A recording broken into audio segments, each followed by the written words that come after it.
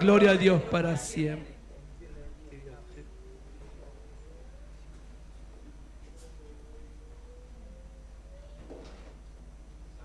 Gloria al Señor, amén. Que el Dios de paz les bendiga, mis hermanos amados. Una vez más glorificamos, honramos el nombre del Señor, porque no es fácil hacer iglesia en este tiempo. El periodo de la pandemia fue un agente revelador donde vimos como muchas puertas se cerraron, otros resistimos y estamos en pie y podemos proclamar la consigna de victoria, ¿no es cierto?, de Samuel 7:12. Eben Ezer. ¿Alguien sabe lo que significa Eben Ezer aquí o no? Aleluya. Eso no significa Eben Ezer. Eben Ezer significa piedra de ayuda. O sea, podemos decir que hasta aquí hay algo que nos ha sostenido, que esta iglesia no se ha edificado en cualquier terreno, sino que estamos edificados en la roca. El apóstol Pedro dice: vosotros como piedras vivas sed edificados como casa espiritual, ¿no es cierto? Los que hemos acudido a la piedra angular que es Cristo Jesús, sobre donde estamos edificando toda nuestra fe, nuestra esperanza, la obra del Señor. Y como lo decía nuestro pastor Jaime, Él es el dueño de la viña. Amén. Él es el dueño de la viña. Y de verdad que muchas veces los pastores, los predicadores, los maestros son, entre comillas, puestos sobre el pueblo, pero la Biblia nos va a mostrar todo lo contrario. Nosotros somos los servidores, los siervos. Nosotros estamos por bajo del más pequeño de los miembros de la membresía. Aunque hoy día los hombres sean endiosados, enaltecidos, eso está muy fuera del carácter bíblico. Amén. El llamado al servicio es un llamado de esclavitud, de negación total, de muerte. Amén. Lo que Dios llama es a hombres muertos. Así que si usted está soñando con un llamado, espere morir primero. Amén. Eso duele. Amén. Pero es lindo porque lo que se manifiesta en nosotros, como dice Pablo, ¿no es cierto?, en Corintios 4 dice: la muerte actúa en nosotros y en vosotros la vida. Eso es precioso. Mientras más muerto esté el ministro, más vida se proclama desde sus entrañas. La muerte actúa en nosotros y en vosotros la vida, para que en nuestros cuerpos mortales se manifieste la vida de Cristo. Porque el que tiene que brillar, ¿cómo se llama? Jesús. Jesús. Lo entendió muy bien Juan, se recuerda en la ribera del Jordán, cuando para despertar cierto celo en el precursor, vinieron sus discípulos diciendo: el que bautizaste el otro día está bautizando un poco más allá. Vayamos a estorbarlo, a troncarle las ganas que tiene de que la obra avance. Y él le dijo: ustedes no entendieron mi mensaje. Yo solamente soy el amigo del esposo. Y cuánto me gozo que ya el fuego esté encendido. Amén. Y él dijo, palabra clave, capítulo 3, verso 30 del Evangelio según San Juan: es necesario que Él crezca para que yo mengüe. ¿Sabe qué? Con el pasar de los años lo que tiene que pasar en nosotros: ir menguando, ir menguando, ir menguando, para que Cristo sea puesto, como cantaba el coro, el poderoso Dios sea puesto en el trono, alto y sublime, a su nombre. Gloria al Señor, amén. Y quiero, hermanos queridos, poder compartir lo que Dios ha estado ministrando. El otro día estábamos por un lugar llamado Carampangue, allá en el sur de Chile. Los hermanos se reían porque les dije: voy a predicarles el mensaje que les prediqué a mi hijo antes de venirme. Y hoy día yo les voy a predicar el mensaje que les prediqué anoche a mi hijo. Así que por eso no lo traje, porque ellos ya lo escucharon. La gente se ríe, pero todo lo que predicamos, los primeros en escucharlo cada noche, es mi esposa que está ahí y mis hijos. Así que es importante que los padres tomemos la posición que nos corresponde como sacerdotes y formadores de nuestros pequeños. Un hombre dijo: necesitamos que hayan Biblia en las escuelas. Prohibieron las Biblias en las escuelas, Dios se va a enojar. No, no necesitamos Biblia en las escuelas. Necesitamos Biblia en los hogares. Necesitamos la Biblia en la mesa a la hora de tomar once. Necesitamos la Biblia el fin de semana, alrededor del sillón. Ahí necesitamos la Biblia. Porque el hombre se ha acostumbrado a que otro haga su trabajo. Ya se le fue el gozo a varios.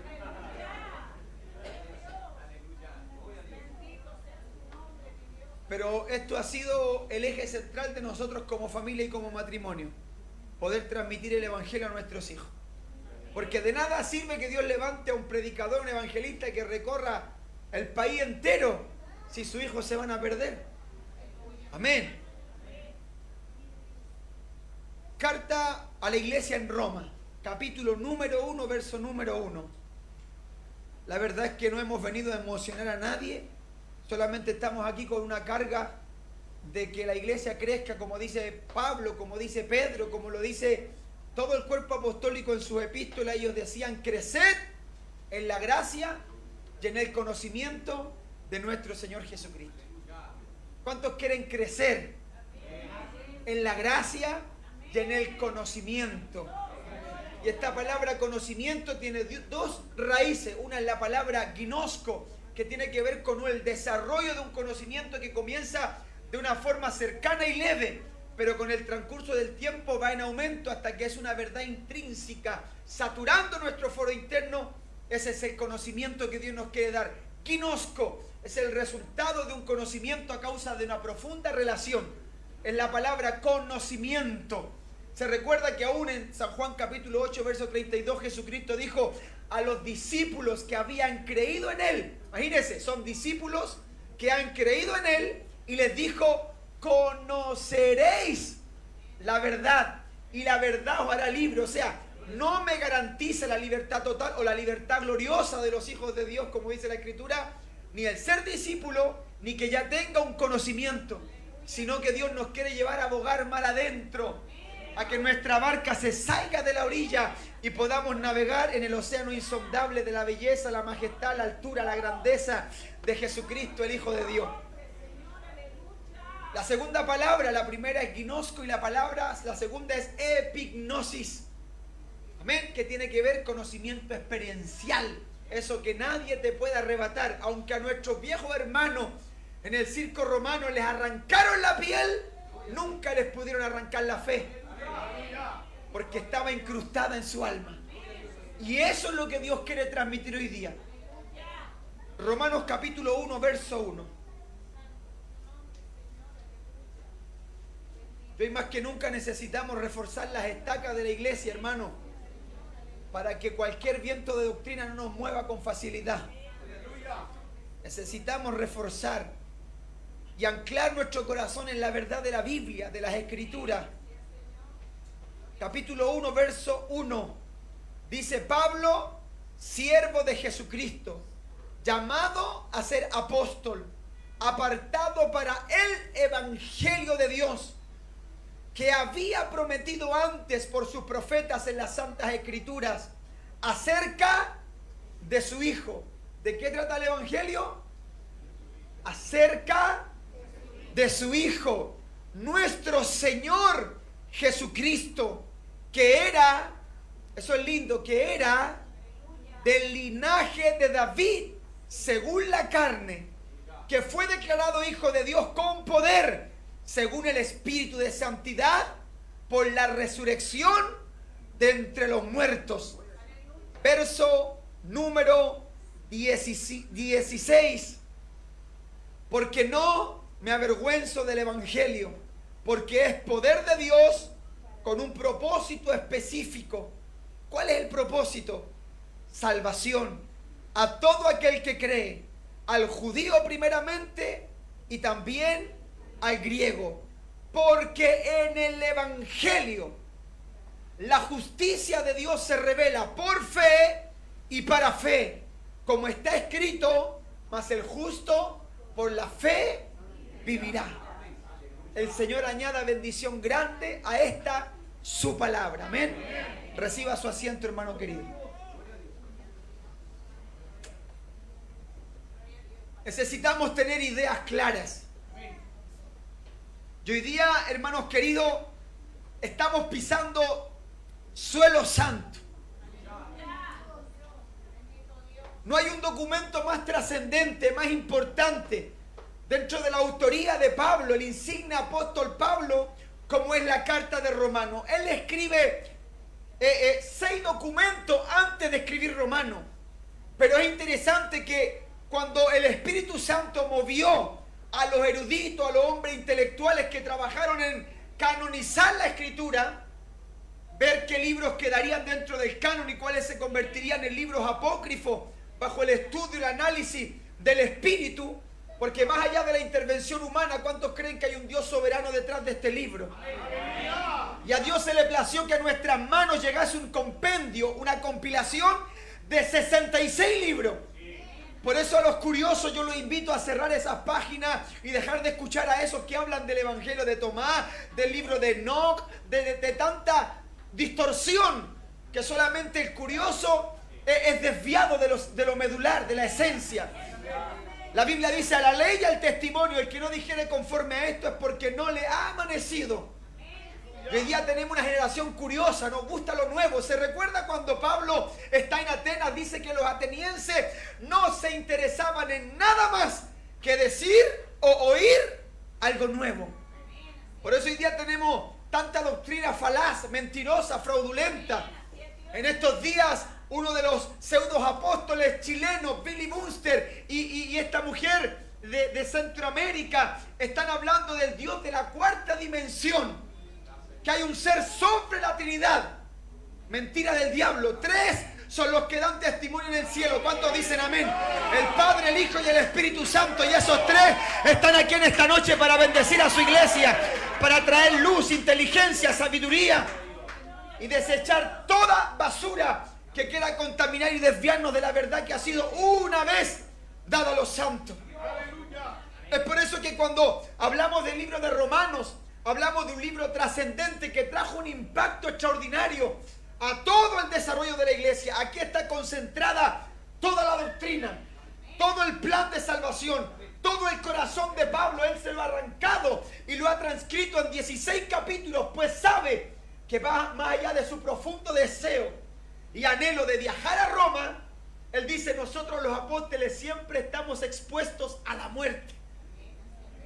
Él expresa precisamente en unos versos más adelante su profundo deseo, su anhelo de ir a Roma. Se lo ha propuesto muchas veces, lo expresa él mismo y dice: pero he sido estorbado.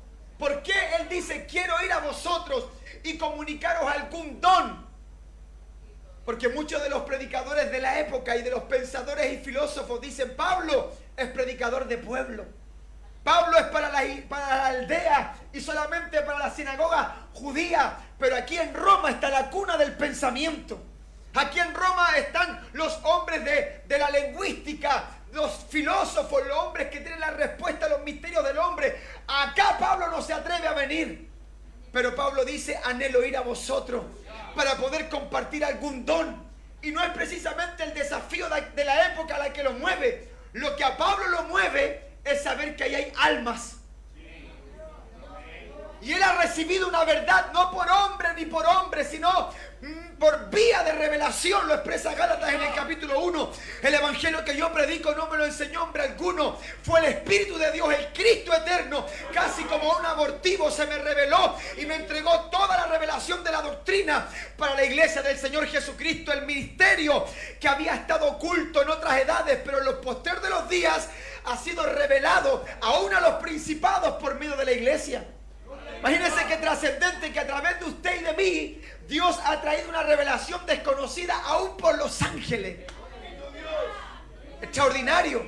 Por eso es que Pedro dice que el lenguaje y la obra de la iglesia del Señor son cosas que anhelan mirar los ángeles. Ellos están en expectativa de todo el curso del desarrollo de la iglesia.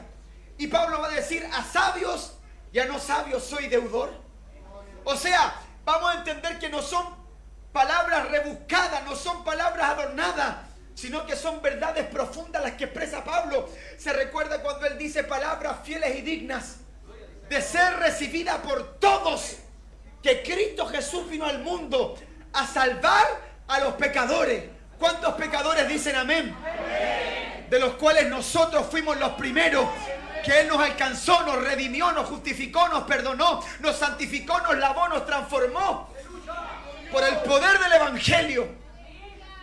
Y lo interesante, lo que me ministraba tanto el corazón, en la primera clase que compartíamos con los niños el día lunes de Romanos, yo les decía: Pablo anhela ir a una iglesia a la cual nunca ha visto. con los cuales nunca ha estado. Pero el verdadero concepto de iglesia nos va a llevar a derribar los muros que muchas veces nos segmentan y nos separan bajo una errada concepción de lo que es el cuerpo de Cristo. Nuestra vista es muy corta y hoy día todo lo tenemos que ver y examinar y ver quién es el pastor y quiénes son los hermanos y qué es lo que cantan y cómo se visten y qué. No, Pablo dice: yo quiero ir. Y si algo anda mal, el evangelio es poderoso para ordenarlo. Entonces hemos perdido esta visión de los apóstoles de compartir, de corregirnos, de decirnos las cosas a la cara, de decir: pastor, este punto doctrinal, esta forma de hacer iglesia no es conforme a la escritura. Pero es más fácil pelarnos a espaldas. Es más fácil andar hablando mal de medio mundo y ocupar los altares para pelear más que para edificar el cuerpo de Cristo. Pablo dice: yo quiero ir, y no quiero ir por ir. No quiero ir para decir: yo prediqué en Roma, porque hoy día hay gente que anhela salir a predicar solamente para jactarse del lugar donde estuvo predicando. Pablo dice: yo quiero llevar un don, yo quiero ir a restaurar un corazón, yo quiero ir a sacar a alguien del error, yo quiero ir a ganarme un alma para la gloria del Señor. ¿Por qué? ¿Qué es lo que buscaba Pablo? Pablo no predicaba para llevar a los hermanos a su iglesia. Le decía estos días a los presos en la torre número 1, estuvimos predicando el martes por la mañana. Le decía: yo no predico el evangelio en esta cárcel para que tú te congregues conmigo. Yo predico el evangelio para llevarte a Dios. Para decirle: Señor, llevo más de 10 años predicando en la cárcel de Puente Alto y esto es lo que conseguí. Esto es lo que te pude traer, Señor. La iglesia debe procurar no presentarse en el día del Bimá, del tribunal de Cristo, con las manos vacías. Porque hay gente que se porta muy bien, pero la parábola de los talentos nos va a mostrar que hay juicio para el flojo, el que no hace nada. También está el pecado del que no hace nada. El que no hice nada, escondí el don, lo guardé y aquí estoy, lo que me diste te lo entrego. A las tinieblas de afuera atado, dijo: yo sabía que eras hombre que cosecha donde no sembró. Bendito sea el Señor. Dios quiere que fructifiquemos. Dios quiere que demos de gracia lo que por gracia hemos recibido. La iglesia no puede estar estática, limitada solamente a que yo he recibido la salvación. Pablo va a decir: desde Iconio hasta Ilírico, toda la tierra la hemos llenado del evangelio. Cuando se despide de los hermanos de Mileto en Hechos 20, dijo: yo no cesé de predicar por las casas, por las plazas, por las sinagogas, donde hubiese yo abría la boca y comunicaba el evangelio. Así que quedo limpio de la sangre de ustedes. Hermano querido, predica de tal manera el evangelio que tu cabeza quede libre, porque todos compareceremos en el tribunal de Cristo y daremos cuenta por lo que hayamos hecho mientras estábamos en el cuerpo, sea bueno o sea malo. Así que agarra fuerza en esta noche. Reprenda al diablo y dile a tu alma: alma mía, no te avergüences del evangelio, porque el evangelio es poder de Dios para salvación. Abre tu boca y no calles, en el trabajo, en la plaza, en la feria. Dile al mundo que hay salvación en Cristo Jesús. ¿Cuántos dicen amén? Y me gusta cómo abre la carta el apóstol Pablo. El primer documento, a pesar de que en el orden cronológico no es el primer escrito después del libro de los Hechos, el primer documento romano. Romanos, como que Dios queriendo decir: la iglesia no se puede equivocar, porque aquí está todo. Y es interesante que una fiel proclamación del evangelio va a nacer a raíz de un impacto personal del evangelio. Por eso, ¿cómo inicia la carta? Pablo, Pablo. O sea, Pablo dice: si tú no me conoces a mí o no escuchas lo que pasó conmigo, tú nunca vas a entender el evangelio. Y si yo predico tan apasionadamente el evangelio y me desvivo por el evangelio, es porque sé lo que el evangelio ha hecho en mí. Hermano querido, esto no se trata de teología muerta. Esto se trata de que tu torrente sanguíneo esté saturado del evangelio de Cristo, que dentro de ti esté siempre corriendo algo, que con ganas o sin ganas siempre haya una alabanza, una palabra, una disposición en nuestra alma, porque fuimos alcanzados por la bendita gracia y el poder del evangelio. El que no entiende a Pablo no entiende el evangelio. Un hombre miserable, perseguidor de la iglesia, respirando amenazas de muerte, con cartas de los principales rumbo a Damasco para matar, asesinar y meter en la cárcel a cuantos cristianos de la secta de los del camino, porque eso éramos al principio, una secta para los judíos. Éramos un problema para el imperio romano, éramos un problema para el sistema religioso, pero más que un problema para el imperio y para el sistema religioso, la iglesia siempre ha sido un problema para el diablo y para el infierno. Bendito sea el Señor, porque donde la iglesia se para, algo pasa en el ambiente. ¿Cuántos dicen amén? Algo sucede, algo sucede. Algún diablo tiene que salir corriendo en esta noche. Alguna enfermedad tiene que ser sanada en esta noche. Algún hombre tiene que ser libre en esta noche. Porque no predicamos como dando golpes al aire. El evangelio es poder de Dios. Y esto no consiste en palabras simplemente. Esto consiste en poder. ¿Y cuántos creen que en esta noche el poder de Dios está en medio de nosotros? Pablo es impactado de forma personal. Él no logra comprender. Lo único que logra entender, aleluya, que hay una voz que le está diciendo: Saulo, Saulo, ¿por qué me persigue? Dura cosa te es dar cosas contra el aguijón. En otras palabras, la primera experiencia que recibe Pablo es entender que hay un Señor. Porque su respuesta es: ¿quién eres, Señor? Y esta palabra va a quedar inscrita en todas las cartas de Pablo. Él habla de Jesús, no como Jesucristo, simplemente él dice el Señor, el Señor, el Señor. Y la palabra que va a usar Pablo en todas sus cartas es la palabra Kurios o Kyrios, que no es un Señor terrenal, sino que expresa la deidad, la divinidad del Señor del universo. Cuando Pablo cae a tierra dice Señor del universo. No sé si usted entiende quién es el que lo llamó a usted. Pero el que te llamó no fue un pastor, no fue un predicador, no fue un evangelista. El que te llamó no fue una iglesia. El que nos llamó es el Dios todopoderoso, Rey de reyes y Señor de señores. Es el Dios del universo, el amo y Señor de todas las cosas. Él es el que te llamó. Y cuando Él te llamó porque te vio. Te vio. El Dios insondable, el Dios sin medida, el Dios incalculable, tomó una pausa en la eternidad para pensar en ti con nombre y apellido. Conoció tu historia y aunque no lo entiendas, desde el vientre de tu madre trazó un plan eterno para ir en rescate de tu alma. Pablo, el arrogante, el altivo, queda reducido a nada. Porque para tener un bendito encuentro con Jesús de Nazaret, el primer paso es quedar reducido a nada. Es reconocer que eres un pecador. Es reconocer que eres insuficiente. Es reconocer que aunque se muevan las aguas, no hay quien te meta.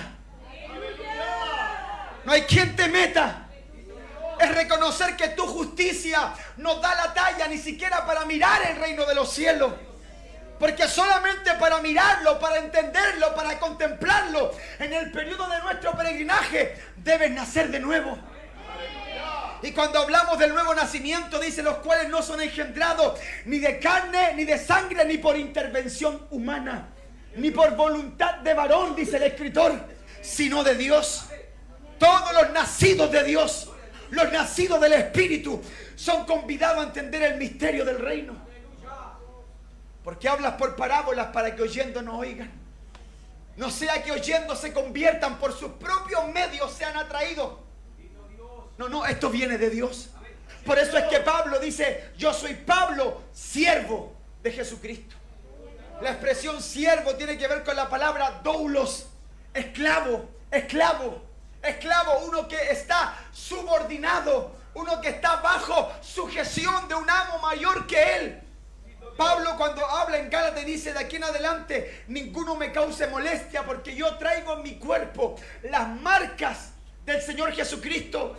Muchos asimilan esta expresión de Pablo a estigmas, heridas en su cuerpo, similares a los latigazos que ha recibido tal vez por las prisiones.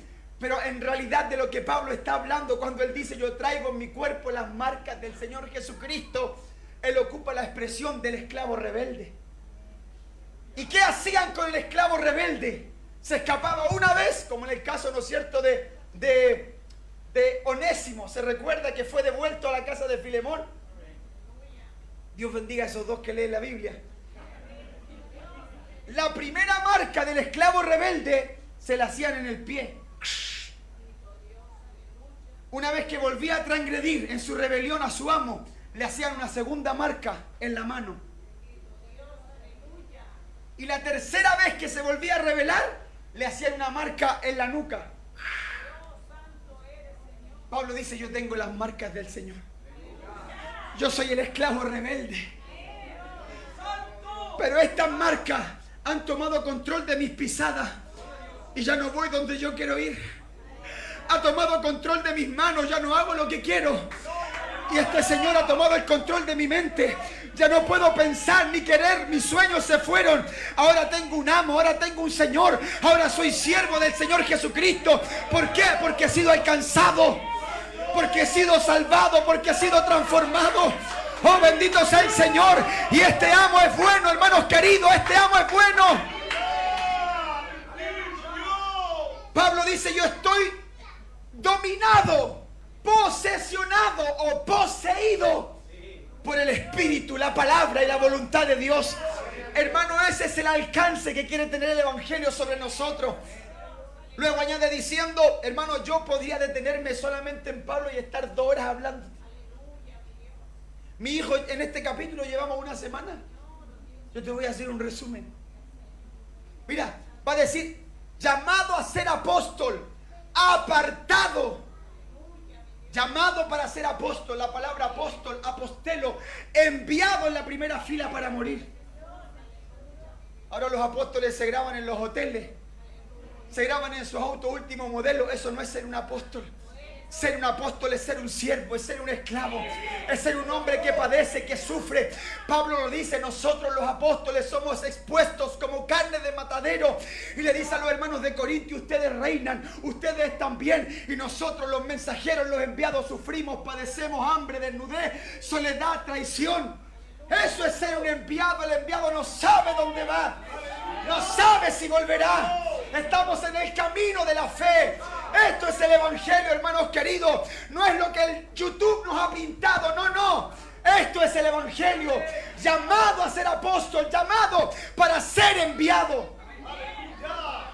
Dios no quiere que te seques en una silla. Dios quiere llenarte, capacitarte para usarte.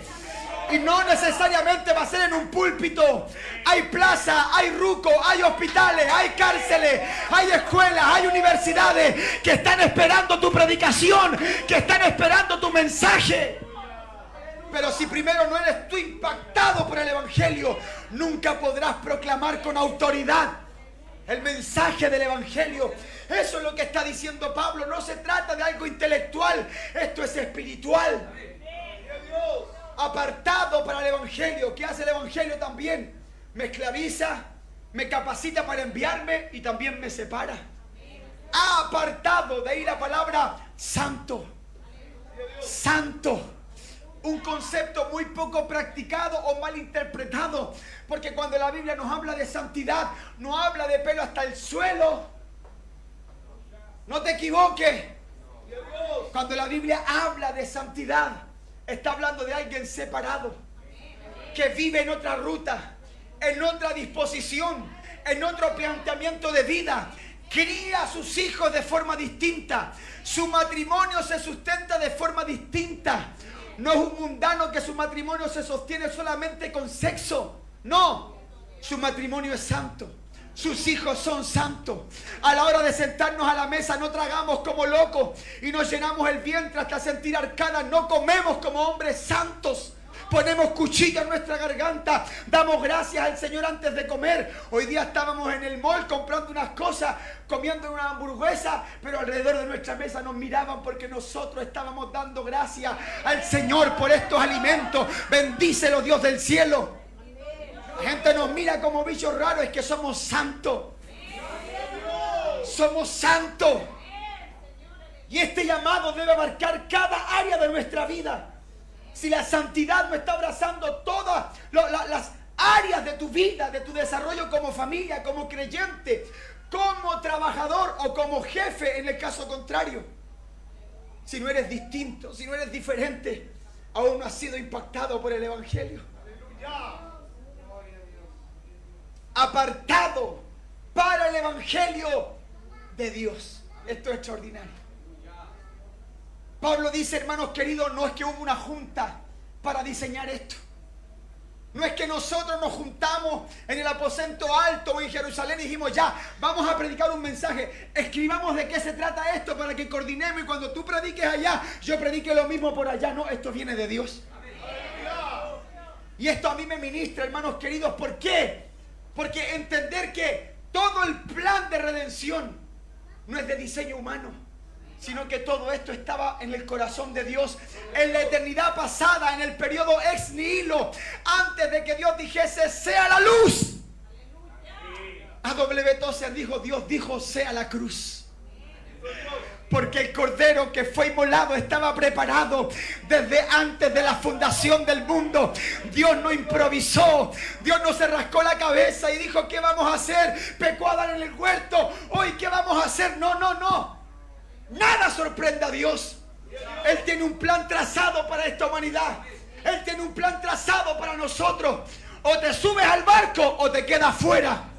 Pero este barco que un día zarpó en la eternidad pasada va a llegar hasta la eternidad futura. ¿Cuántos dicen amén?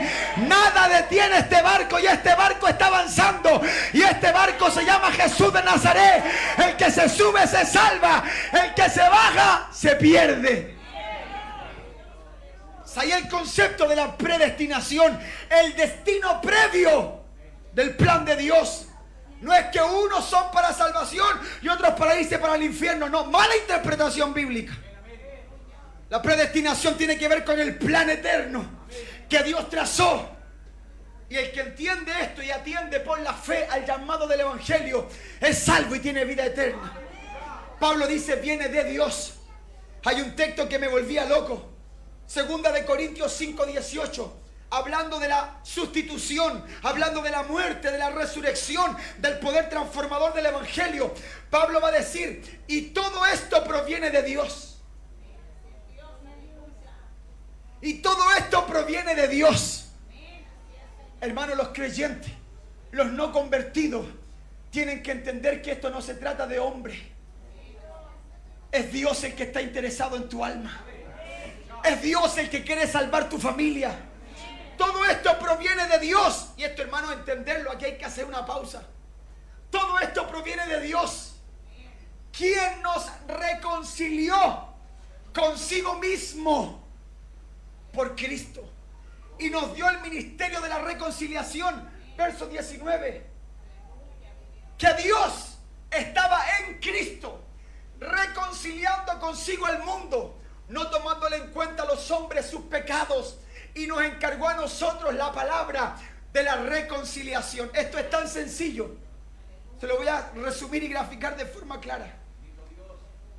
En un caso de una suposición, y que el Señor reprenda al diablo y que esto nunca suceda.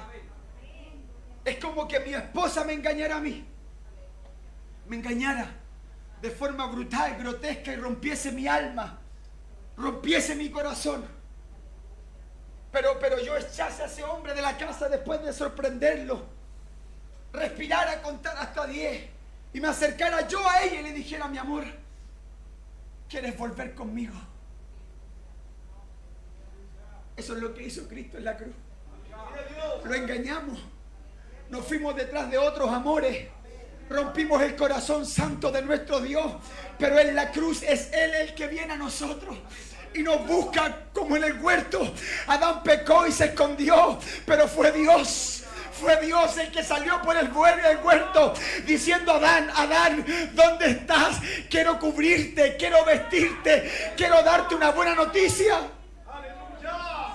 Dios sale en nuestra búsqueda y dice, me fallaste, me traicionaste, pero escúchame, no, y podemos querer dar nuestras explicaciones.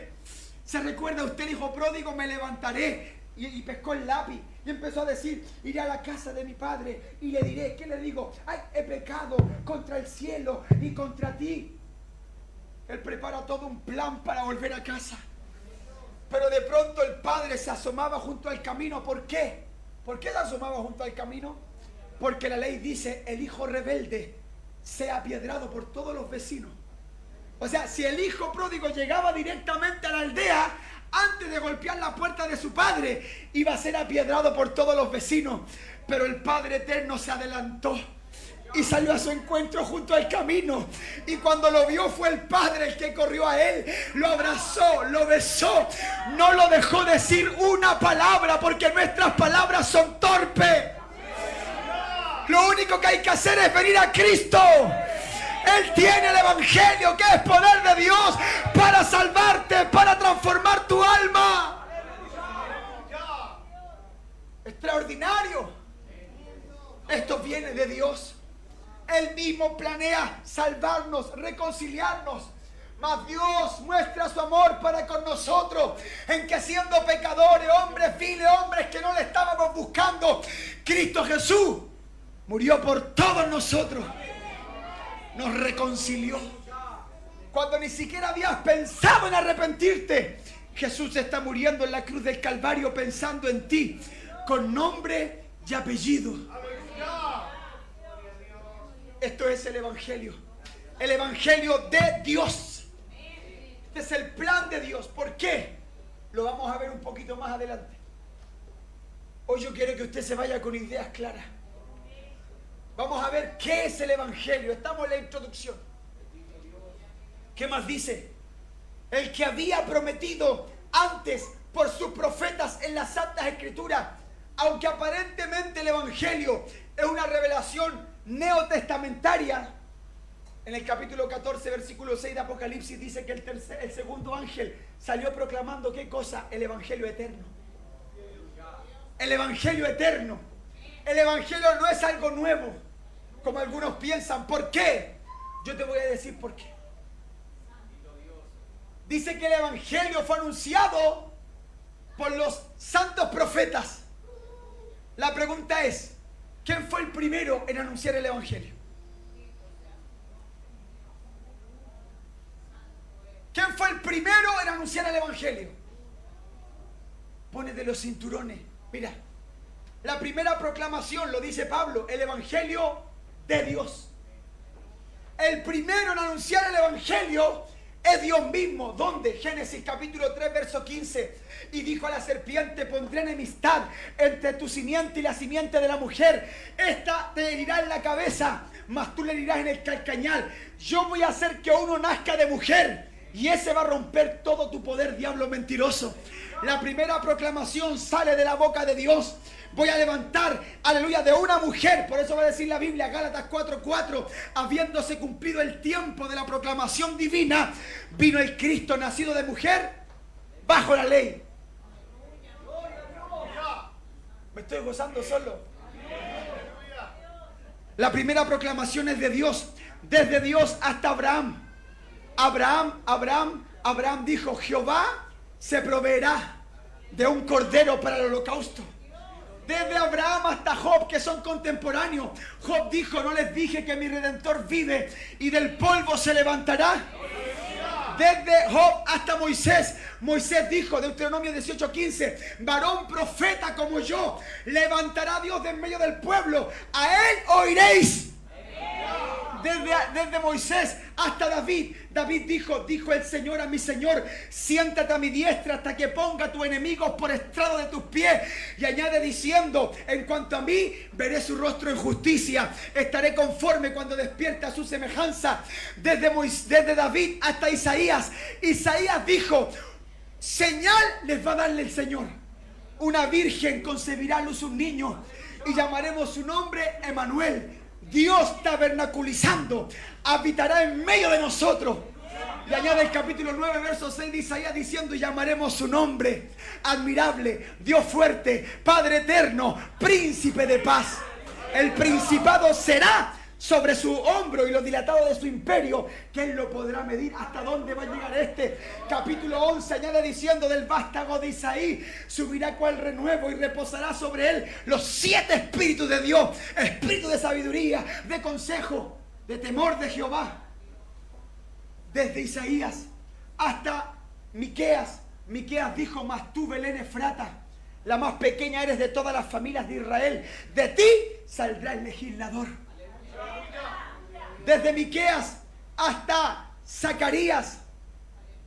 Zacarías dijo: gózate, alégrate, porque tu rey viene montado sobre un pollino de asna, manso y humilde. Y desde Zacarías hasta Malaquías, Malaquías cierra el Antiguo Testamento diciendo: mas a vosotros, ¿cuántos dicen amén? Los que teméis mi nombre, os nacerá el sol de justicia, y sobre sus alas traerá salvación, y saldréis y saltaréis como becerros en la manada. A su nombre.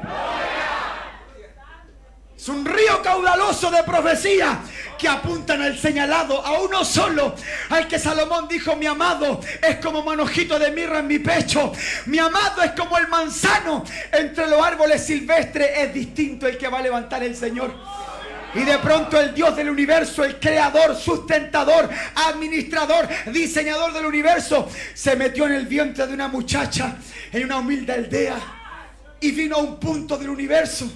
El Dios que todo lo hizo con el poder de su palabra vino, habitó entre nosotros, vimos su gloria, gloria como la del unigénito del Padre, lleno, saturado de gracia, de virtud, de verdad, de hermosura. Porque el salmista lo había dicho: Él es el más hermoso de los hijos de los hombres. La gracia, el evangelio se derramó sobre su boca. Y cuando éste predicaba, aún sus enemigos decían: nunca hemos oído a un hombre hablar como este habla. Cuando Jesús hablaba, se le subía la temperatura, se le subía la presión, se les aceleraba el sistema cardíaco, porque era el evangelio que salía de su boca. ¿Por qué cree usted que muchas veces tomó saliva? Porque la saliva es lo que pone nuestra lengua en movimiento. Es el evangelio de forma material. Su saliva la mezclaba con barro, hacía ojo y devolvía la vista. Le metía los dedos en la oreja con saliva a los sordos, y los sordos oían, porque el evangelio tiene poder. ¿Cuántos dicen amén? El evangelio suelta la lengua para que el pueblo alabe a Dios. El evangelio abre los oídos para que entendamos la voluntad de Dios. El evangelio es poder de Dios. ¿Cuántos dicen amén? El evangelio de Dios anunciado por los santos profetas. Ahora, ¿qué es el evangelio?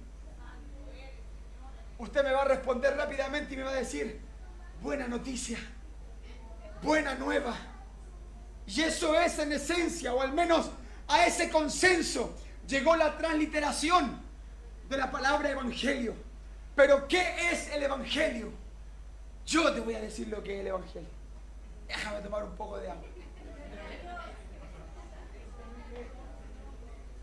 La palabra evangelio es una palabra compuesta. Hay quienes la han traducido como evangelón, la palabra griega, pero tiene un prefijo. Es la palabra eu, que la traducción, la letra U del griego se traduce en V al español. Eu o angelón. De la palabra angelón se traduce la palabra ángel. Ángel significa mensajero o mensaje. La primera traducción hablaba de el buen mensaje, la buena noticia. Pero el prefijo eu lo que hace, al ser puesto ante otra palabra, es invertir el sentido. No sé si me está entendiendo. O sea, si yo decía angelón, era mensaje. Pero al decir euangelón, estoy diciendo mensaje invertido. Ahora, para invertir un mensaje, primero se tuvo que haber proclamado otro mensaje. Porque yo no puedo intervenir un mensaje que no ha sido dicho. ¿Está entendiendo usted, verdad? Entonces, ¿qué es el evangelio? El evangelio es una noticia invertida. ¿Cuál era la primera noticia? La primera noticia es la siguiente: El Evangelio es la buena noticia de la salvación. La pregunta es, ¿de qué nos salva? ¿Hay alguien que quiera participar esta noche? Participe. Un hombre dijo, el que es tonto una pura vez. Si se atreve a preguntar y a participar. ¿De qué nos salva Dios? Nos salva de la carne. Nos salva del mundo. Nos salva del diablo. ¿Nos salva de eso el Evangelio? No nos salva de nada de eso. El Evangelio nos salva de Dios. El enemigo número uno de esta humanidad que no tiene a Cristo, sea algún joven, una señorita que no tiene a Cristo en esta noche, quiero decirte, hay una mala noticia sobre tu vida. Tienes un enemigo. Le llaman Jehová de los ejércitos. Los escritores hablan de él como diciendo que es cosa terrible. Es un Dios terrible que cuando mostró solamente su sonido y su voz se oyó en el Sinaí, el pueblo dijo, Moisés, Moisés, habla tú con él, es terrible. Es un Dios santo. Es un Dios que no tomará por inocente al culpable. Y si no te has reconciliado por medio de Cristo, Dios es tu enemigo. La Biblia va a decir que el mismo Cristo, ante el temor de los hombres, porque hay gente que le tiene miedo a muchas cosas, miedo a los temblores, miedo al fracaso económico, miedo a los desaciertos amorosos, a eso la gente le tiene temor. Pero la gente no entiende que el principio de la sabiduría es el temor de Jehová. Hemos perdido el temor de Dios. Y ante esos temores Jesucristo le dijo a sus discípulos, cuando estaba la persecución inflamándose, el rechazo de los pueblos a causa del Evangelio, Él les dijo, no teman a los que pueden destruir el cuerpo, sino más bien temed al que puede destruir tu cuerpo y enviar tu alma al infierno. ¿Y quién es ese?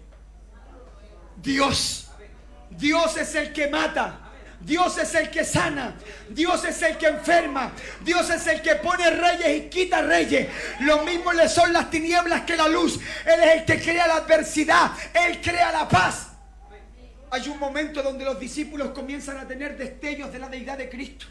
Y dice que mientras Él dormía, la barca empezó a moverse de forma vertiginosa. Maestro, no tienes cuidado que perecemos. Ellos sienten la muerte venir. Se llenan de pavor y de espanto.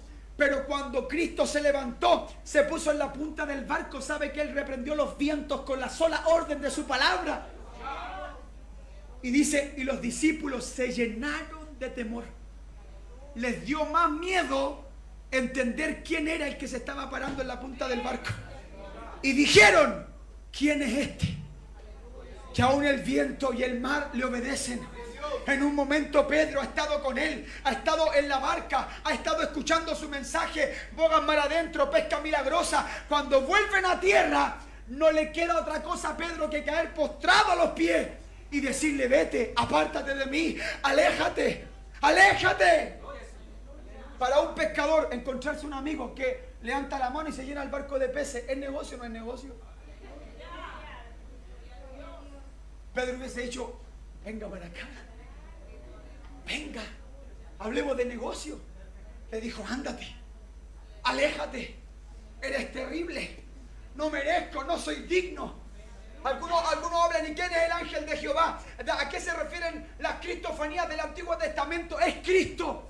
Los hombres cayeron rendidos, pusieron sus bocas contra el piso, temblaron, cayeron como muertos porque contemplaron la santidad de Dios. Hermano, Dios es un Dios terrible. Si hay algo que nos tiene que mover a buscar a Dios y consagrarnos, es saber que nuestra alma está en sus manos y que la paga del pecado es muerte. Algunos dicen, Dios ama al pecador y aborrece el pecado. No. Salmos capítulo 7, verso 11. Dios está airado todos los días contra el impío. ¿Sabe usted lo que significa la ira de Dios? No es lo mismo la molestia que la ira. Dios está irado contra los impíos. Dios está irado contra los hombres que juegan el Evangelio. Dios está enojado con esta humanidad. ¿Qué es lo que va a hacer Pablo? Va a encerrar a todos bajo pecado. Va a decir, Dios se ha revelado. No, el hombre es inexcusable porque aún lo invisible de Dios, su eterno poder, su deidad, su majestad, su autoridad, se ha manifestado de forma clara y visible a través de lo creado. En 9 meses, con precisión, un bebé nace de un vientre. Las estaciones de los años, los tiempos, las sazones, la naturaleza, el crecimiento, la productividad. ¿Ha ido usted alguna vez a los valledores de madrugada?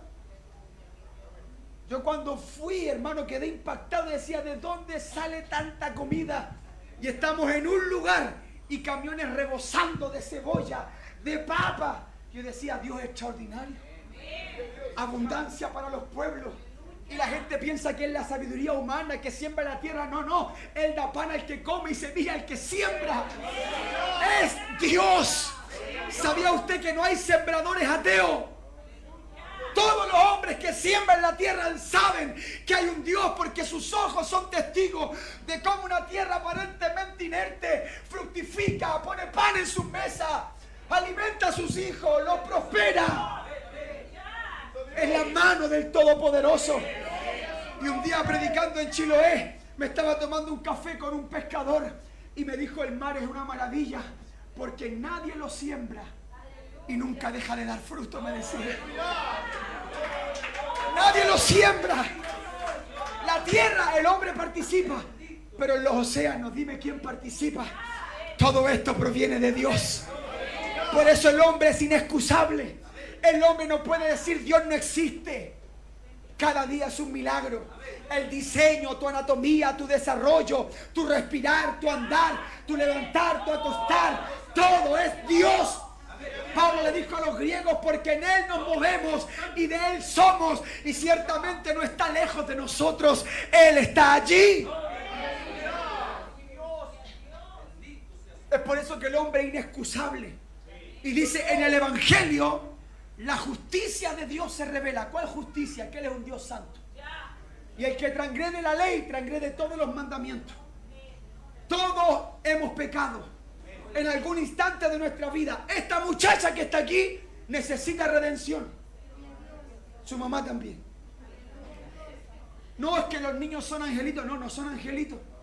A ningún niño hay que enseñarle a ser peleador. A ningún niño hay que enseñarle a que diga mentira. A ningún niño hay que enseñarle a que comparta. O sea, a ser egoísta. Debemos enseñarle todo lo contrario. A no mentir, a no responder, a compartir. ¿Por qué? Porque por naturaleza es la mordida de la serpiente del huerto. Por cuanto todos pecamos, todos estamos destituidos de la gloria de Dios. Hermano querido, el gran problema es que usted y yo no hemos comprendido la gravedad del pecado. Hemos sido testigos estos días de cómo una muchacha que trabajaba en el área dental, de un momento a otro se convirtió en una asesina por un teléfono celular. Hace 2 días un hombre con una carrera por delante, una familia, mató a su mujer, mató a su hija de 2 años, después se mató él, un hombre aparentemente bueno, un profesional exitoso. No hay uno bueno. No hay quien haga lo bueno, no hay quien busque a Dios. Todos nos hemos desviado a una, al mismo tiempo pecamos y fallamos. Nuestra lengua tiene veneno de áspid. Al primer conflicto con el hermano con el que ha estado comiendo en tu mesa, al primer problema hablamos mal de él, lo injuriamos, nos llenamos la boca hablando de los demás. Oh, bendito sea el Señor, porque está el veneno de la serpiente en nuestro interior. Somos pecadores, estamos destituidos de la gloria de Dios. Estamos como, aleluya, siendo quemados por el mismo infierno. Nadie es bueno, este mundo necesita a Dios. Aunque te sientas moralmente correcto, hay pensamientos sucios en tu mente en algún momento de tu vida. En algún momento de tu vida has codiciado a la mujer de tu prójimo. En algún momento te ha dado celo la prosperidad de tu hermano. Tú necesitas el Evangelio.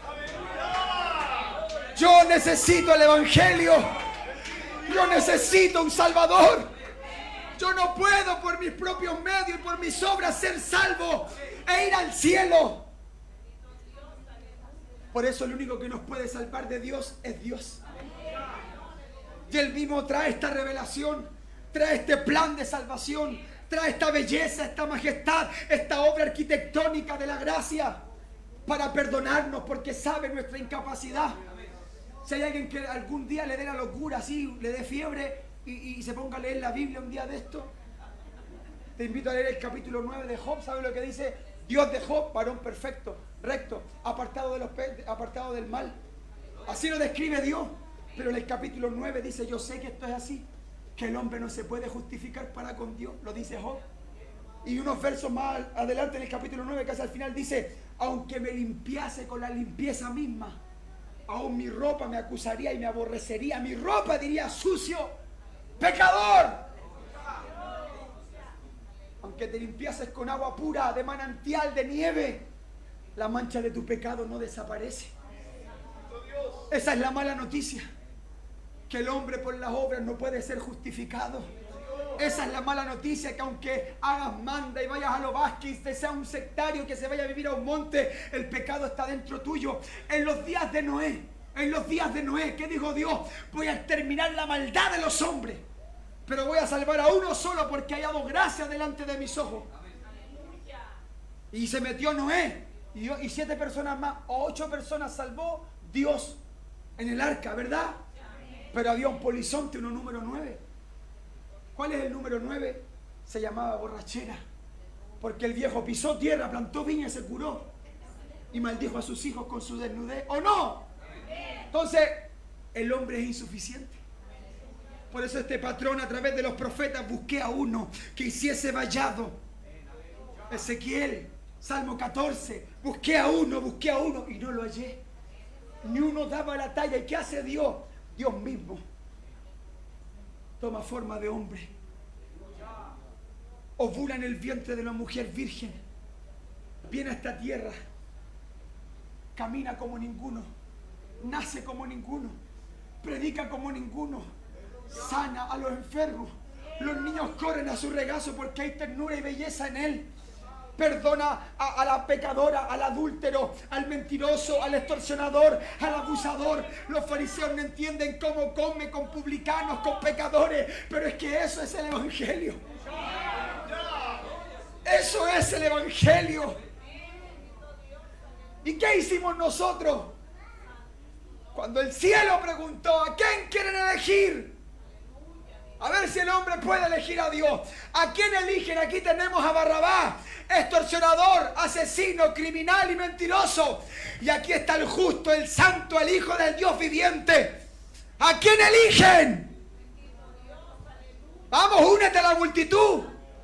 ¿Qué estarías gritando en aquella tarde allá en Jerusalén? ¿Qué estarías gritando?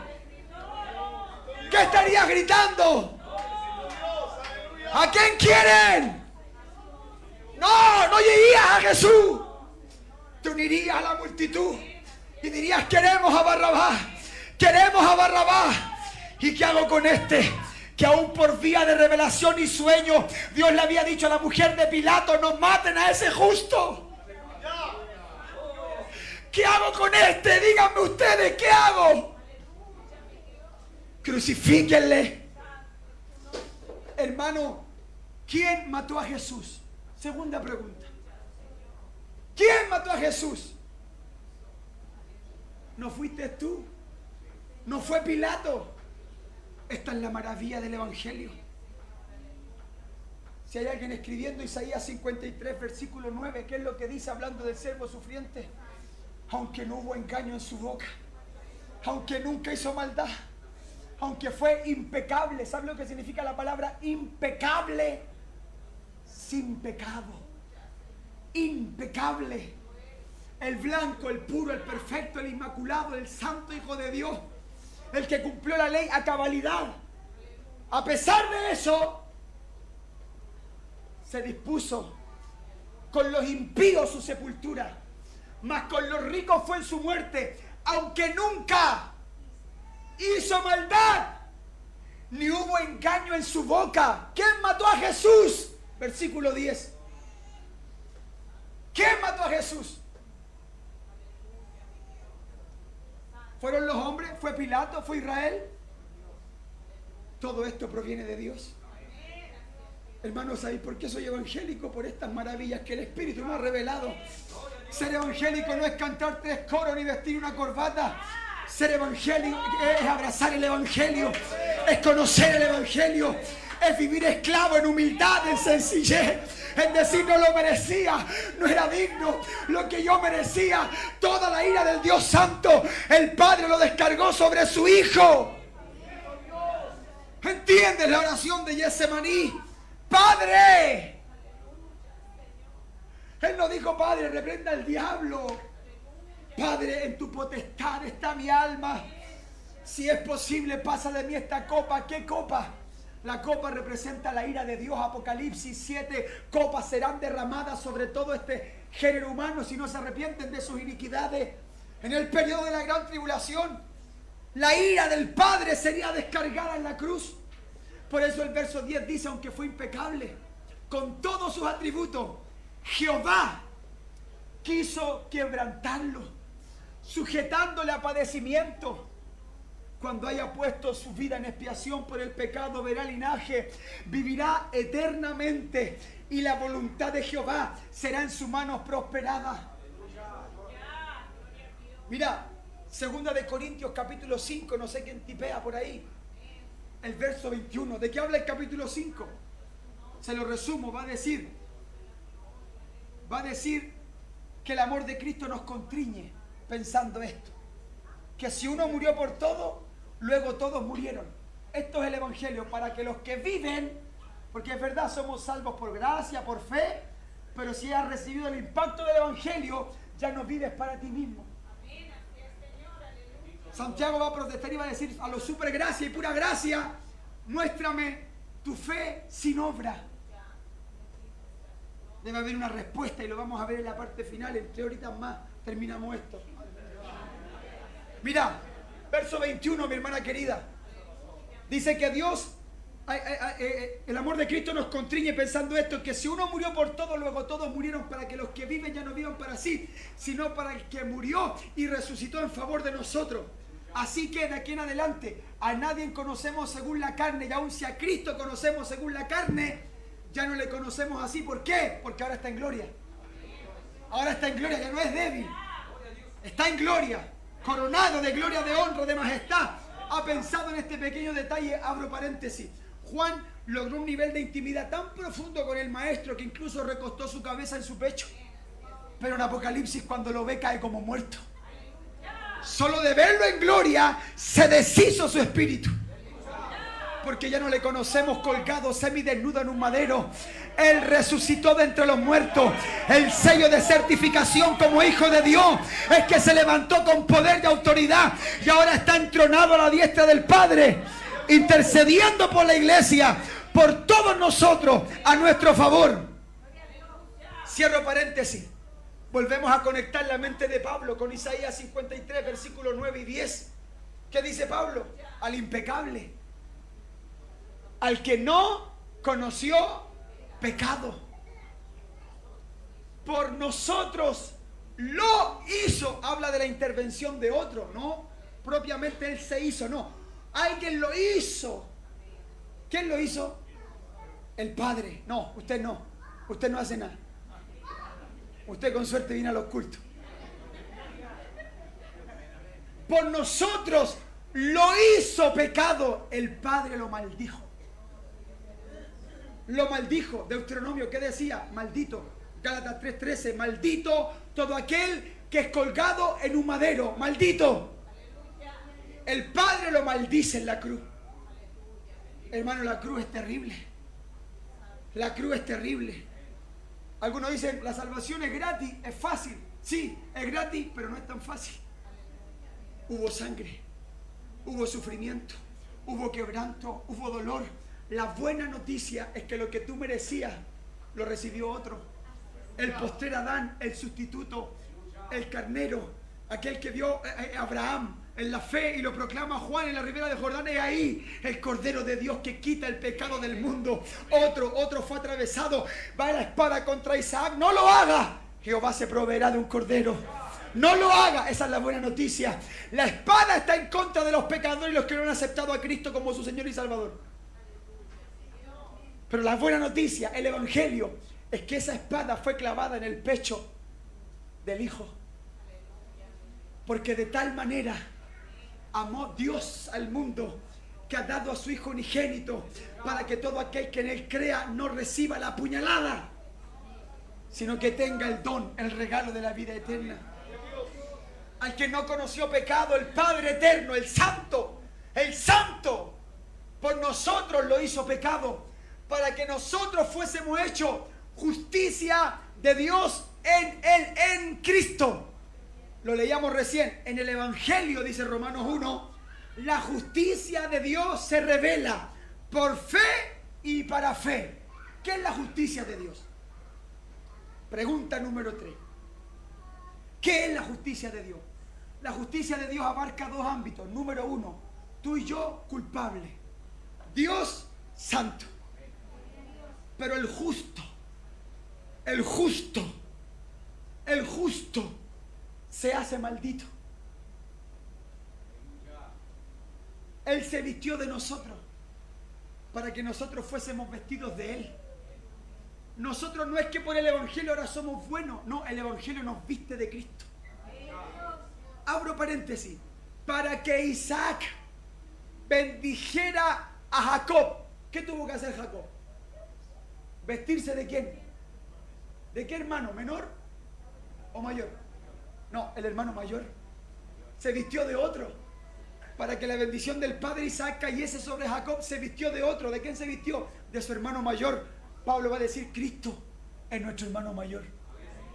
O sea, la única forma de recibir la venia, la aceptación y ser reconciliados, aceptados por Dios, es vistiéndonos de Cristo. Porque el cielo lo único que recibe es lo que tiene olor a hijo. Isaac dijo, este es el olor de Esaú. El Padre Eterno dice, ven, no me importa tus obras, cuánto predicaste, cuánta iglesia levantaste, no me importa. Quiero, acércate, a ver. Sí, tenía olor a hijo. Este huele a hijo. Puede entrar, puede pasar, tiene vida eterna. No son nuestras obras de justicia. Nos salvó, dice Tito, no por obra de justicia que hubiésemos hecho, sino por su misericordia, por la imputación. Y con esto quiero terminar porque si no, no voy a parar. Muchas veces se abre el debate, si Adán pecó en el huerto, ¿por qué todos somos pecadores? Usted lo ha pensado más de una vez, ¿no es cierto? Los flojos dicen, trabajamos por culpa de Adán.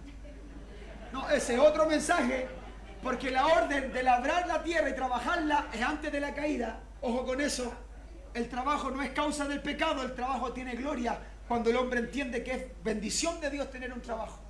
Y ahí trabajamos con excelencia, cuando entendemos que honramos a Dios con nuestro trabajo.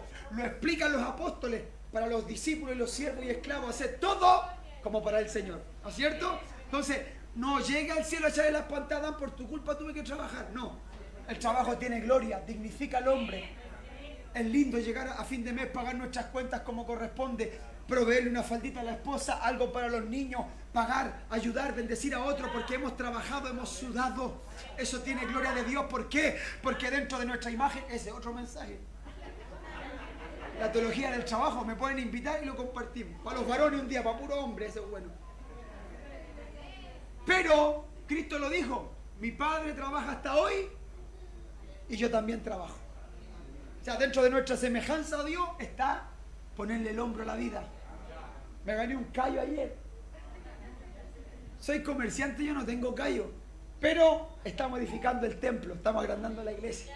Ayer derribamos unas murallas de como 14 metros por 7 metros con picota y martillo. Trompeta, canto y 21 vueltas, 20 vueltas. Ese es otro mensaje, ya. Nos hemos preguntado, si Adán pecó, ¿por qué yo soy culpable? Porque él, número uno, él era nuestro representante. Él es nuestro representante. Recuerda que de un solo linaje Dios ha hecho a todo el género humano. Más allá de toda esta basura mundana de divisiones, de etnias, de colores de piel, de fronteras, de banderas que nos dividen, todos venimos de uno solo. Todos somos hermanos. El hombre ha segmentado el género humano por la competencia, la productividad, las clases sociales y cuánta basura de aquí abajo. pero allá arriba de toda lengua y tribu y nación seremos uno solo. Un solo coro celestial, un solo grupo, un solo cuerpo. Al ser nuestro representante, Él nos transmite el pecado por genética. Esa es una de las razones por la cual Cristo tiene que nacer, no por intervención de varón. Si un hombre, aunque Dios lo hubiese cogido desde el vientre después de la concepción entre José y María, ya es pecador. Entonces no es antojadizo la decisión de Dios de que nazca de forma virginal Cristo. Es que Dios tenía que suprimir la transmisión biológica del hombre. ¿Me hago entender? Solo se ocupó la matriz de la mujer. Pero toda su genética, o podríamos hablar de la unigenía, no dice primogénito, hijo de Dios, no, unigénito, un gen, uno con el Padre. Me estoy gozando solo de nuevo. Entonces, al Adán transmitir a todo el género humano su pecado, quedamos encerrados. Pero, ¿por qué lo hizo así Dios? ¿Por qué lo hizo así? Para que también en los postreros días, en la manifestación del postrer Adán, Cristo Jesús, justo, santo y perfecto. Esto es evangelio puro. El único que cumplió la ley fue Él. El único santo y perfecto es Él. El único sacrificio perfecto es Él. Entonces solamente el único que tiene que ser salvo es Cristo, el Hijo de Dios. Pero en la gracia del Señor, como hizo que todos estuviésemos bajo pecado por Adán, ahora merecemos solamente por gracia de Dios que la justicia de Cristo nos sea dada. Y ahora tú y yo somos declarados justos, sin culpa, sin pecado, por la gracia del Señor, por la misericordia, por la bondad de Dios. Y es donde vamos a entender esto, y con esto voy a empezar a terminar. Romanos 5:1. Lo sabemos de memoria, pero mira la belleza del texto. Dice, justificados pues por la fe, tenemos paz para con Dios. ¿Qué necesitamos que haya entre Israel y las naciones árabes? ¿Qué estamos buscando? Paz. ¿Por qué buscamos paz? Porque ahora hay guerra. Vuelvo al principio. El enemigo número uno del hombre es Dios mismo. Y antes de que Cristo se nos manifestara, estábamos en guerra con Dios, en un conflicto con Dios. Pero cuando Cristo viene, le llamaremos príncipe de paz. ¿Se recuerda el cántico de los ángeles, el nacimiento de Belén? Paz para los hombres, buena voluntad en la tierra. Eso traía el niño envuelto en pañales, paz. Se acaba el conflicto, la guerra. ¿Sabe usted quién eran los evangelistas en el Antiguo Testamento, en la época antigua? ¿Alguien sabe lo que era un evangelista? Con esto sí que termino. Los evangelistas eran los que estaban contemplando la batalla. Todo el pueblo, porque no había celular, no había YouTube, no se transmitía en vivo, Facebook, nada de eso. Todo el pueblo, las esposas, los niños estaban en expectativas. ¿Por qué? Porque si el ejército de su nación perdía, lo que venía era la muerte y el asolamiento de toda la tierra. Entonces todos los corazones están inquietos, los esposos en la batalla. Pero el evangelista apenas veía que nuestros soldados están ganando la batalla, corría y decía, hemos tenido la victoria, se acabó la guerra. Eso hacían los evangelistas, es un término militar. El evangelista dice, se acabó el conflicto, porque anuncia el evangelio. Se acaba la incertidumbre, se acaban los temores, se acaban las dudas cuando entiendo que estoy en paz. Con el único que vale la pena estar en paz es con Dios. Es con Dios. Hermanos queridos, tengo muchas cosas que decirles, difíciles de explicar algunas, pero lo único que quiero que abracen en este año es que tenemos la buena noticia en nuestra boca. Tenemos el evangelio. Seamos fieles a la predicación del evangelio. Prediquemos el evangelio. ¿Cuál es el evangelio? El mundo está perdido. Aún el dueño del banco, el hombre más moralmente correcto, que se sienta bueno, está perdido y necesita la intervención de un mediador que se llama Jesucristo de Nazaret. Amigo, amiga querida, si en esta noche estás sin Cristo, tú necesitas el evangelio. Necesitas. Yo quisiera arrancarme el corazón, quisiera tomar un lápiz o un spray y escribirte aquí, Dios te ama, no sé. Despierta, atienda al evangelio. Se trata del destino de tu alma. Se trata de la eternidad de tu alma. No predicamos el evangelio para emocionar a la gente y que te vaya llorando. Es que él me profetizó. No, no, no, no. Al infierno no se va por un fin de semana. El infierno es eterno. Y el evangelio es para que escape. El evangelio es para que escape. La buena noticia, uno murió por ti. No tienes que sufrir ya más. No tienes que llorar de más. No tienes que vivir con temores, con incertidumbre. Los que somos de Cristo vivimos confiados siempre. Los que somos de Cristo no temeremos, aunque se traspasen los montes altos, el corazón del mar. Estaremos seguros, estaremos confiados. Por eso nuestros hermanos morían siendo incinerados. Es como antorcha en los jardines de Nerón, no les importaba. Era el pasaporte a la eternidad. Porque el evangelio lo había impactado de forma personal. Y cuando el evangelio te impacta, hay seguridad, hay paz, hay plenitud, hay gozo. Soy salvo, tengo vida eterna, soy hijo de Dios. Cristo me amó. Por eso que el justo por la fe vivirá. Solo por decir, yo quiero abrazar esa obra. Yo quiero asirme. Esa palabra me encanta. Está en hebreo, asirme, agarrarme. Lo dice Pablo también en Filipenses 3.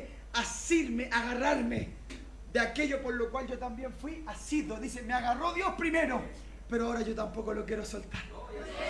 Me quiero agarrar de la cruz y no me quiero soltar. Porque mi meta es participar del poder de la resurrección. Hermanos amados, póngase en pie. Si en esta noche hay alguien que necesita el evangelio, ahí donde usted está, yo quiero que levante su manito y diga, yo necesito el evangelio. Si hay alguien que necesita el evangelio, levanta tu mano y di, predicador, yo necesito el evangelio. Necesito un salvador, no puedo por mis propios medios. Hay muchos religiosos que con su fuerza han intentado agradar a Dios. No lo sigas intentando, te vas a fatigar y vas a terminar apartado allá afuera. Porque esto se trata de Cristo. Esto se trata de vivir en Cristo. Ya no sigas viviendo por tus propias fuerzas. Pablo dijo, ya no vivo yo, mas Cristo vive en mí. Y lo que ahora vivo en la carne, lo vivo en la fe, en la esperanza del Hijo de Dios. Y añade diciendo, el cual me amó y murió por mí. Pablo se apropia de la cruz. Él dice, Jesús en la cruz murió por mí, por Pablo. Yo en esta noche digo, en la cruz Jesús murió por Christopher Hernández. Por mí murió él en la cruz. Si tú quieres que la cruz sea para ti también, di, por mí también murió. Por mí también murió. Ahí donde estás, levanta tu manito al cielo. Tú no tienes que venir aquí adelante ni llorar al frente mío, no, no. Ahí donde estás, levanta tu mano y permíteme orar por ti en esta noche. Si el coro después me puede acompañar con una alabanza para seguir orando por la iglesia. Amén. Pero ahora vamos a orar por esas manos alzadas. Si estás perdido, si estás perdida, si has vivido lejos de Dios, si has vivido de espalda esta obra maravillosa del evangelio, el evangelio eterno, el plan perfecto de Dios, la revelación de Cristo, el cual era del linaje de David según la carne, porque se hizo hombre, se humilló, tomó forma de hombre siendo todo Dios y murió por ti. Tú que estás con la manito arriba, murió por ti. Murió por ti para perdonarte, para lavarte, para santificarte, para romper tus cadenas, para darte el don, el regalo gratuito de la vida eterna. Por la fe, por gracia somos salvos. Y esto no de nosotros, porque es don de Dios, regalo de Dios, para que nadie se jacte, para que nadie se gloríe. Pablo dijo, no es buena vuestra jactancia. ¿Qué tienes que no hayas recibido? Todo viene de Dios. Dios nos ha dado su palabra, su espíritu, para convencernos de pecado, justicia y juicio. Dios nos dio a su Hijo y lo sacrificó en favor de nosotros en la cruz. Dios lo quebrantó. Pensó en ti, para no descargar la ira sobre ti, hay uno que murió por ti. Se llama Jesús de Nazaret. Él está a favor tuyo en esta noche. Él es tu abogado fiel, porque todo sumo sacerdote es tomado de entre los hombres para ser puesto en favor de los hombres. De la misma forma Cristo fue tomado de entre los hombres, hecho precursor de un nuevo pacto, hecho el gran sumo sacerdote, más sublime que los cielos en mi Cristo, y está para perdonarte en esta noche. Está para limpiarte con su sangre preciosa. Está para romper tus cadenas en esta noche. El evangelio es poder para salvación. Él quiere salvarte en esta noche. No estamos aquí para celebrar un año más. Estamos aquí para ser impactados por el evangelio de Cristo. Estamos aquí para ser impactados por el evangelio de Cristo. Cámara. Y así como Pablo fue llamado y apartado, hoy día te hablo desde la experiencia. Yo, Christopher Hernández, apartado por el Señor para la predicación del evangelio. Hoy soy un esclavo de Cristo. Después de haber sido un drogadicto, un alcohólico, un rebelde, un impío, un hombre blasfemo, un abusador, un mentiroso, un extorsionista, un traicionero, un hijo maldito que destruyó el corazón de sus padres. Ese era yo. Pero cuando se manifestó la bondad de este Señor, el cual tenía un plan para mí desde el vientre de mi madre, se le plació al Padre revelar a su Hijo en mí. Y aquí estoy diciéndote: el evangelio es poder de Dios. El evangelio es lo mejor que le puede pasar al ser humano. El evangelio es lo más lindo que me pasó en la vida. Ni la cocaína, ni la marihuana, ni el alcohol, ni la fiesta, ni la música pudo hacer lo que el evangelio de Cristo ha hecho en mi vida.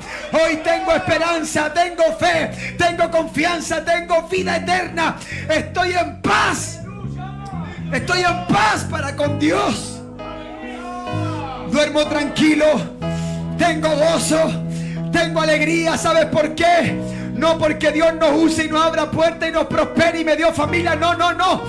Tengo gozo porque mi nombre está inscrito en el libro de la vida. En el libro de la vida. Y cuando el ángel pase lista, va a nombrar mi nombre. Y voy a decir: aquí estoy. Yo abracé la cruz. Y sé que si llego al cielo, no será por mis obras, no será por mi trabajo, no será por cuánto prediqué o cuánto hice. Será por la obra de uno solo. Será por la cruz. Será por esa sangre. Será por Jesucristo, el Hijo de Dios.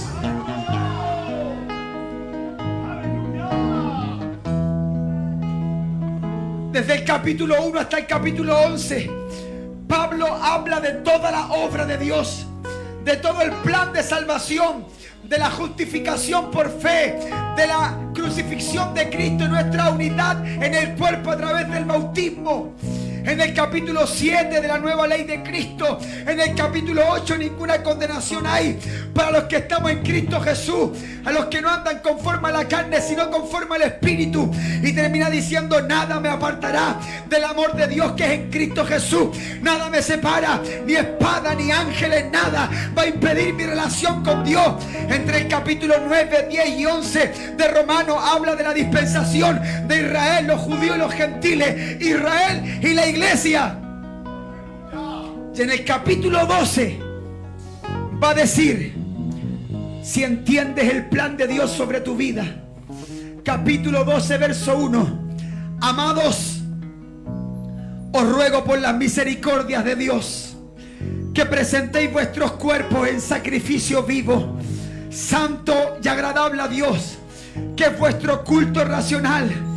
Y no os conforméis a este siglo, sino renovaos en el espíritu de vuestra mente. Renueva tu mente, renueva tu corazón. Debes nacer de nuevo, debe salir en esta noche de este lugar distinto, diferente, porque hoy nos vamos con claridad. Hoy nos vamos entendiendo la obra de la cruz, la obra del Calvario, el plan de Dios para mi vida. Oh Dios Todopoderoso, cambia realidades, cambia corazones, obra en esta noche el milagro del nuevo nacimiento. Impacta con tu palabra, impacta con la cruz. Revela a Cristo en los corazones, revela a Cristo en los corazones, Padre mío. Iglesia del Señor, te invito a vivir para Cristo. Vale la pena servir a Dios por gratitud. Cuando entiendas el Evangelio, servir a Dios será un deleite. Cuando entiendas el Evangelio, estar en los cultos, en la vigilia, en el evangelismo, en la oración, será tu sumo gozo. Porque el Evangelio no es gravoso. Mi yugo es fácil, dijo el santo, y mi carga es ligera. El hombre que entiende la pasión de la cruz quiere ser siervo de Cristo toda su vida. Quiere vivir a los pies de esa cruz. Ábrele el corazón al Evangelio en esta noche. Adoremos al Señor, iglesia. Adoremos un momento. Preciosa cruz. No tenemos otra cosa que anunciar. Predicamos a Cristo y a este crucificado, a este resucitado, a este glorificado, a este entronado más allá de las estrellas está mi Cristo. Cántale al Señor. Podemos levantar las manos al cielo y adorar a Dios un momento. Levanta esa voz al cielo y adora su nombre. Contempla la cruz por la fe. Contempla la cruz por la fe. Diste tu sangre por mí. Sudor, sudor mezclado con sangre caía en el Getsemaní. Él estaba pensando en ti. Él estaba pensando en mí. Fue llevado a la suma angustia.